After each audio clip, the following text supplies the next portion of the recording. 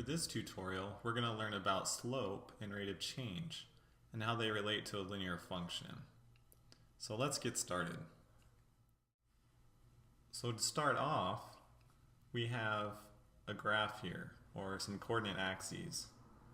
Now, this horizontal axis represents values for our input, while at the same time, this vertical axis represents values for our output.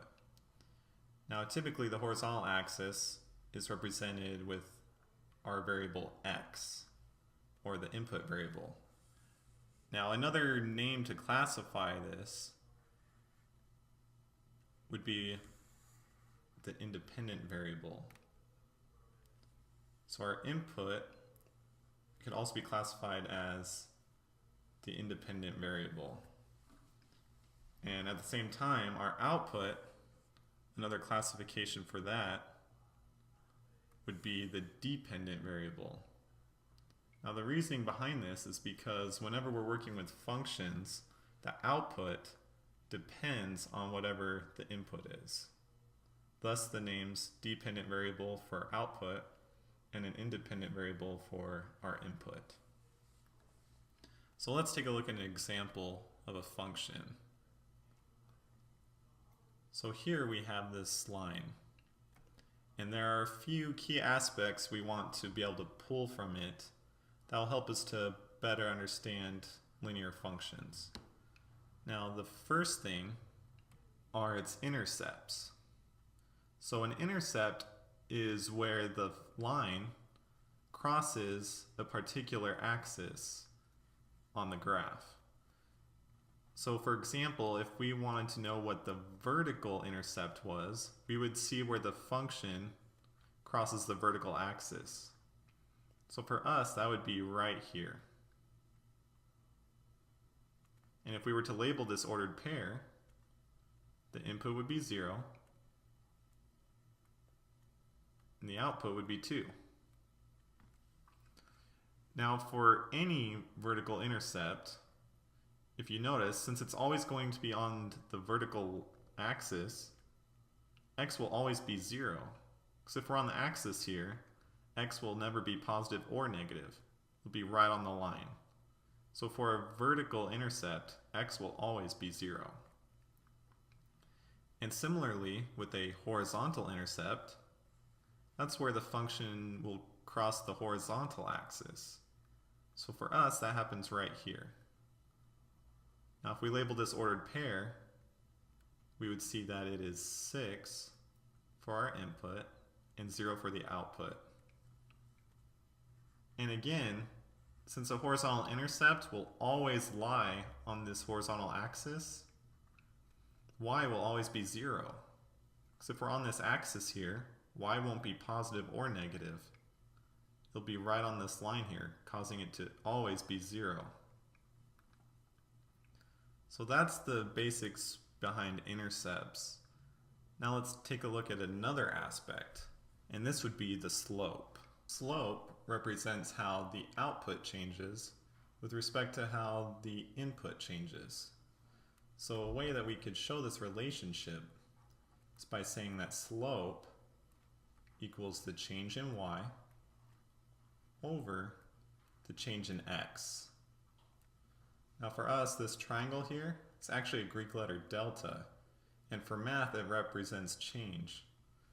Now here we have the change in y, where y is our output variable, over the change in x, where x is our input variable.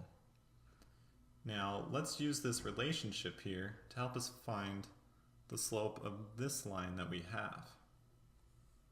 So first of all, if we have our change in y, let's first take a look at how our output changes. So we could go in either direction for as far as we want, but let's just look at a small increment. So let's start right here and go down 1. So here if we go down 1, our y is changing by a value of -1 because we're going in the negative direction. So we have our change in y being -1, then we're going to divide that by how the x is changing at that point. So while y is changing by a value of -1, our x at the same time is changing by 1, 2, 3 units. So the change in x would be +3. So here the relationship between the two is when y decreases by 1, x increases by 3. So that gives us a slope of -1/3. Now there's another way we could calculate this, and that would be using the slope formula. So the slope formula is pretty much this same relationship here, but it's written to accommodate two specific points on the line.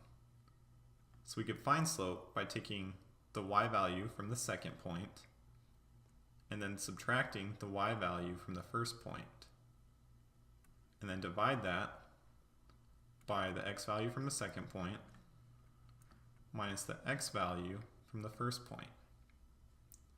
Now for us, let's just say this is our first point and this is our second point. So our y2 would be 0 minus y1, which would be the y from our first point, is 2. Now we're going to divide that by the x value from our second point, which is 6, then minus the x value from our first point, which is 0. So now let's simplify this expression here. So we have 0 minus 2, which is -2, divided by 6 minus 0, which is 6. Now if we reduce this fraction, we actually get a -1/3, which is the same slope that we found here. So the slope of this function we have here, or this particular line, is -1/3. Now, what if someone asked us to find the slope of a line that's parallel to the one we have here? Well, let's draw a parallel line.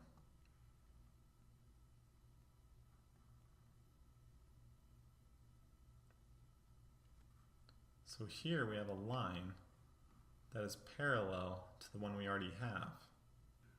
Now if the slope of this line was -1/3, and this line right here is perfectly parallel to this one, it's actually going to have the same exact slope. So for example, if we start here, we go down 1, and then over 3. Down 1, over 3. The slope is the exact same when you have parallel lines. Whatever the slope is for this one, the slope for this will be the same exact thing. So if you know how to find the slope of one line, you already know the slope of any of its parallel lines.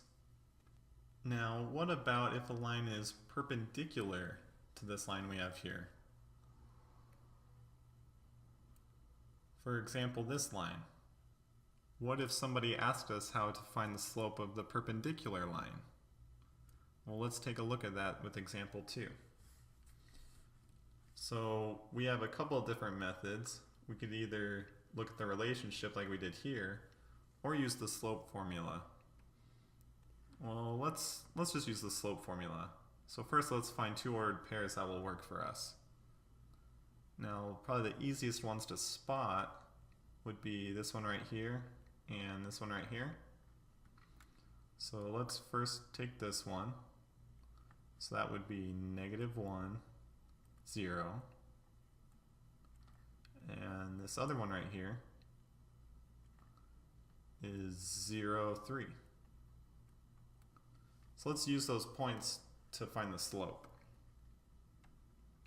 So slope is going to equal y2 minus y1 over x2 minus x1. Now for us, let's just say this is 0.1 and this is 0.2.